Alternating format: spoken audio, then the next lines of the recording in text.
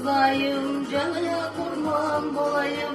Sürgenlerini eştirme kızı, ben de yalaga koyayım. Salam Salda Karaçay Malkarlı'la.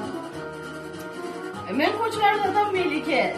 Baydım adlı video çakırı ona Türkiye'den isimden koşulamam ben. Ben cırday bilmeyim, tavuşum ayrım kızı ya.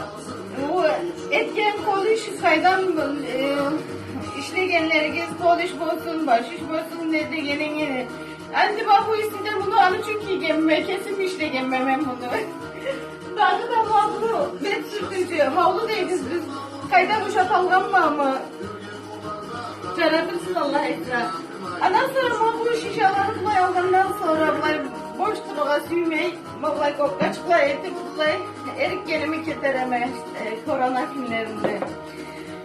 Bultur bulanı da çengizden yıkanım. Bultur cıyıp boyap, en de ucunda daha uluların taplanma da, en vallahi o makçukla etetir ama bulanı da. Mamını mavlayı yetip cüzük ne demek ne keterik mi? Allah aysa. Erkenimi mavlayı keterime bu korona günlerde. Allah başımızdan alsın tezle vakitte bu virüsünü. Bek sağ olunuz, Allah'a emanet olunuz değil mi? Allah'a emanet olunuz. İyi günler.